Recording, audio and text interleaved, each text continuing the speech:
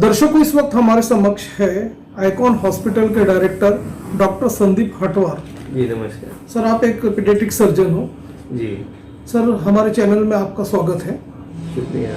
Sir, हम आपसे ये जानना चाहेंगे कि जो अभी जैसे जो नवजात शिशु है, हाँ, तो ये बच्चों में देखा गया कुछ बर्थ डिफेक्ट्स होता है। जी तो कभी कभी कैसे जुड़वा बच्चे आ जाते हैं, कुछ कॉन्जेनिटल के ये रहते डिफेक्ट्स रहते हैं, प्रीमेच्योर भी रहते हैं। तो आप ये बताइए कि एक आप पीडियाट्रिक सर्जन हो, किस तरह की सर्जरी परफॉर्म होती है शिशु के मामले में, उस बारे में। देखिए, काफ़ी सारे ऐसी बीमारियां होती है जो जन्म के पहले ही माँ के गर्भ में जब बच्चा पलते रहता है उसी समय ये सारी बीमारियों का पता चल सकता है। काफ़ी सारी बीमारियों का पता चलता है।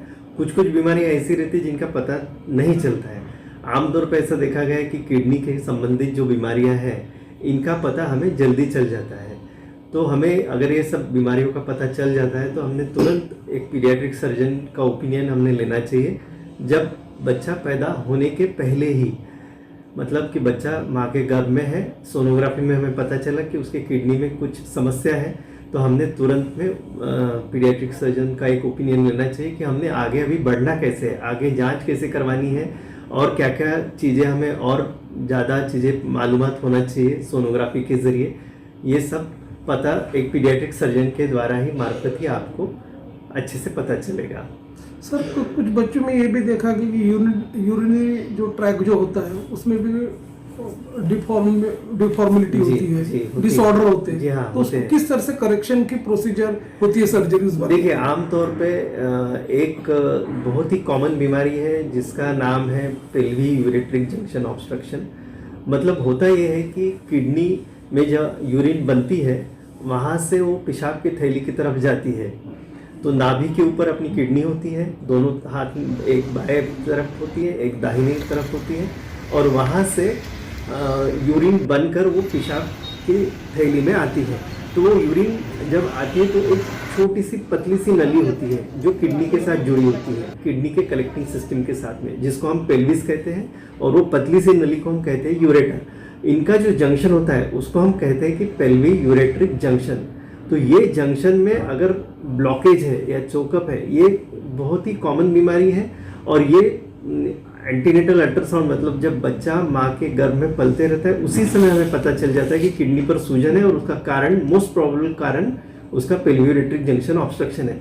तो ये बीमारी अगर हमें पता चल जाती है तो डिलीवरी के बाद हमें इसका कंफर्मेशन लेना होता है। कंफर्मेशन के बाद में हमें रेगुलर फॉलोअप पे बच्चे को रखना होता है, और फिर समय, उचित समय आने पर उसका ऑपरेशन किया जा सकता है। आज पहले के ज़माने में मैं जब आज अभी मेरे प्रैक्टिस को लगभग 30 साल हो गए हैं। पहले हम लोग इसे एक बड़े ऑपरेशन के ज़रिए करते थे, 50-60 टाँके आते थे बच्चे के पेट पर। मगर अभी यही बीमारी पिछले कई सालों से हम लोग दूरबीन के द्वारा कर रहे हैं, जिसमें हार्डली 1 या 2 टाँके आते हैं। तो और इसके रिजल्ट भी काफ़ी अच्छे हैं। और इसके अलावा और भी बहुत सारी बीमारियां होती है, जैसे अगर लड़का हो तो पोस्टीरियर थ्रल वॉल्स, लड़की हो तो साइकोयूरेट्रिक रिफ्लक्स, इस टाइप की बहुत सी सारी किडनी से संबंधित समस्याएं होती हैं जिनका सही समय पर सही इलाज करने पर आगे भविष्य में बच्चे को कुछ भी खतरा बोलो या डेंजर, ऐसा कुछ भी नहीं होगा। सर, जो डिफॉर्मिटीज होती है तो आप ये बताइए कितने प्रकार की सर्जरी उस पर परफॉर्म होती है, और हाईएस्ट में कॉमन सर्जरी क्या है, उस बारे में। अभी जो मैंने आपको बताया, ये पेल्वी यूरेट्रिक जंक्शन ऑब्स्ट्रक्शन वाली जो सर्जरी है जिसमें हम पाइलोप्लास्टी करते हैं, ये एक कॉमनली परफॉर्म्ड सर्जरी है। उसके बाद में मेल चाइल्ड, मतलब अगर पुरुष लड़का हो, पुरुष बच्चा हो, तो उन्हें पोस्टीरियर यूरेथ्रल वॉल्स, मतलब कि पेशाब की नली के बाहर, जहाँ से पेशाब बाहर निकलती है लिंग से, वहाँ पर उनको एक पर्दा होता है, वो एक कॉमनली परफॉर्म्ड सर्जरी है। उसके बाद में लिंग से संबंधित, जैसे हाइपोस्पीडियस कहते हैं हमें उसे, जिसमें कि पेशाब का जो छेद होता है वो लिंग के टिप पे न रहते हुए नीचे की तरफ होता है, लड़कों में ये होता है, हाइपोस्पीडियस इस बीमारी का नाम है। ये भी एक कॉमनली परफॉर्म्ड ऑपरेशन है। और इन सारे ऑपरेशंस में अगर देखा जाए तो रिजल्ट्स काफ़ी अच्छे रहते हैं। शहर, विदर्भ और इंटरस्टेट के दर्शक doctor Sandeep live sir, Sandeep Hatwar sir आपको लाइव देख रहे हैं जी, और आपका नंबर और हॉस्पिटल का नंबर भी हमारे स्क्रीन पे फ्लैश हो रहा है जी। उसे देखकर हमारे दर्शक आपको कभी भी संपर्क कर सकते हैं। जी, जी। या वीडियो कॉलिंग भी आपसे कर सकते हैं। जी हाँ, जी हाँ। तो सर डॉक्टर संदीप सर, आप चलते चलते ये भी बताइए कि ये जो जैसे जो डिफेक्ट्स जो बोलते हैं अपना बर्थ डिफेक्ट्स के जो आप सर्जरी परफॉर्म करते हैं, जी हाँ। तो पर्टिकुलरली किस क्षेत्र में ज़्यादा आ रही है उस बारे में बताइए। अब ऐसा आमतौर पे देखा गया है कि अगर हमें किसी एक पर्टिकुलर बीमारी का पेशेंट अगर पकड़ में आता है, जैसे मैंने अभी किडनी का उदाहरण दिया, उस टाइप से इधर अपने थोरैक्स में, मतलब एक ट्रकियोइसोफेजियल फिस्टुला नाम की भी एक बीमारी होती है, जिसमें कि अन्न नलिका ठीक से बनती नहीं है और वो सांस की नली से यहाँ गले के वहाँ पर जुड़ जाती है, तो फिर बच्चा दूध नहीं पी पाता है। और या अगर ज़बरदस्ती से हम दूध देने की कोशिश भी करेंगे तो वो सारा दूध बच्चे के लंग्स में जाकर सीवियर निमोनिया हो जाता है। तो ये बीमारी जो है, इसका ऑपरेशन हमें तुरंत करना होता है बच्चा पैदा होते से ही। कुछ कुछ बीमारियां ऐसी होती है जो थोड़ा सा डिले करेंगे ऑपरेशन तो भी चलता है। तो आमतौर पे जो आपका सवाल था कि कौन से क्षेत्र में ये बीमारियां ज़्यादा पाई जाती है, तो उससे बेहतर मैं ये कहूँगा कि अगर एक पर्टिकुलर कोई बीमारी का बच्चा अगर हमारे पास में आता है, तो हमने ये देखा है कि उसी बीमारी से संबंधित उसी महीने में काफ़ी सारे बच्चे आते हैं। तो हो सकता है कोई एनवायरमेंटल फैक्टर इसमें एक इम्पॉर्टेंट रोल प्ले करता हो, जो अभी आज तक मेडिकल साइंस को ठीक से पता नहीं चला।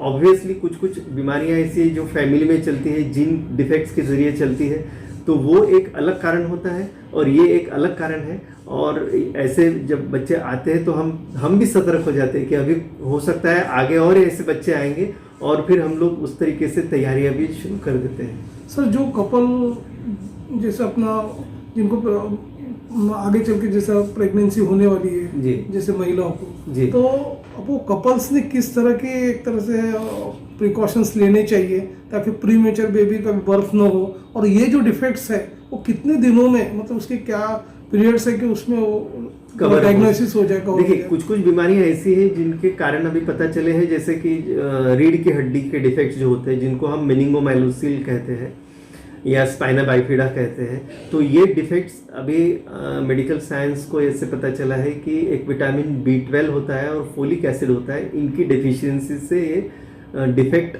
बच्चों में आ सकते हैं। अगर माँ को इसकी पर्याप्त मात्रा में अगर इसका हम डोजेस दिए जाए, और वो भी प्रॉपरली प्रेगनेंसी के 3 महीने पहले से अगर ये डोजेस उनको प्रॉपरली मिल जाए और ये डेफिशिएंसी से अगर माँ बच जाए, तो हो सकता है बच्चे के स्पाइन में कुछ प्रॉब्लम ना हो। तो ऐसी और भी बीमारी है, जैसे रिसर्च चलते रहते हैं और भी कुछ बातें सामने आएंगी।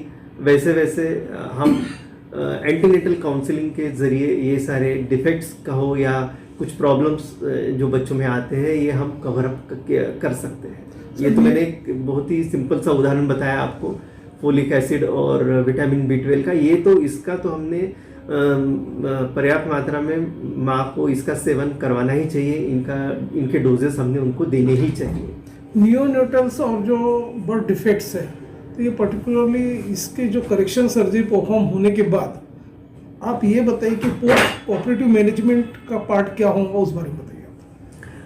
अब बच्चों में प्रॉब्लम ये होता है कि बच्चे हमें ना कुछ बताते हैं, ना हमसे ऑपरेशन के लिए बोलो या ट्रीटमेंट के लिए कोऑर्डिनेट करते हैं। तो हमें ये देखना होता है कि उनको एग्जामिन करके कि उनको क्या तकलीफ होगी, फिर कुछ टेस्ट करके कि उन्हें हम अगर किसी प्रकार का ऑपरेशन करना चाहते हैं तो किस टाइप का हमें ऑपरेशन करना है, और ऑपरेशन के बाद उनका एक देखभाल करने के लिए हमें प्रॉपरली ट्रेंड सिस्टर्स बोलो या नर्स उनकी ज़रूरत होती है, प्रॉपरली ट्रेंड डॉक्टर्स उनकी ज़रूरत होती है, क्योंकि 24 घंटे मैं बच्चे के साथ तो नहीं रह सकता, तो मुझे एक टीम बनानी पड़ती है। उस टीम में हमारे साथ में प्रॉपरली ट्रेंड सिस्टर्स होते हैं, प्रॉपरली ट्रेंड डॉक्टर्स होते हैं, और वो पूरी देर बच्चे की देखभाल करते रहते हैं। मशीनें होती हैं बच्चों को, जैसे नियोनेटल ICU हम कहते हैं, उसमें वार्मर्स रहते हैं, मल्टीपैरा मॉनिटर्स रहते हैं, जो ये सारी चीज़ें बच्चों का तापमान, बच्चों का हार्ट रेट, ये सारी चीज़ें प्रॉपरली नियंत्रित रखते हैं। वेंटिलेटर्स रहते हैं। तो ये सारी चीज़ें रहना बहुत ज़रूरी है। सर जैसे कि आपने जिक्र किया एंडोस्कोपिक सर्जरी काफी माइक्रो प्लानिंग इसको लगती है जी। तो आप ये भी बताइए जो दर्शक आपको लाइव देख रहे हैं दूर दराज के जी। तो ये जो आइकॉन हॉस्पिटल है जी। इस हॉस्पिटल में किस तरह से state of the art facilities available है, स्पेशलिटी अवेलेबल, उस बारे में बताइए। जी, हमारे पास में भी काफ़ी पर्याप्त मात्रा में ये सारी फैसिलिटीज़ अवेलेबल है, जिसमें दूरबीन के द्वारा छोटे बच्चों का मतलब इवन 1 महीने का या 2 महीने के बच्चे के भी ऑपरेशन हम दूरबीन द्वारा कर सकते हैं। छोटी छोटी दूरबीनें रहती है, काफ़ी महंगी सामान होते हैं ये सब, वेंटिलेटर्स रहते हैं, मॉनिटर्स रहते हैं, ये सारे हमारे पास में हैं। और अभी रिसेंटली हमने पिछले 1 ही महीने में ही हमने काफ़ी सारे ऐसे छोटे बच्चों के ऑपरेशंस भी किए हैं और सारे बच्चे स्वस्थ तंदुरुस्त स्थिति में हमने डिस्चार्ज भी किए, फॉलोअप में भी आते हैं और उनके पेरेंट्स भी काफ़ी खुश हैं, संतुष्ट भी हैं।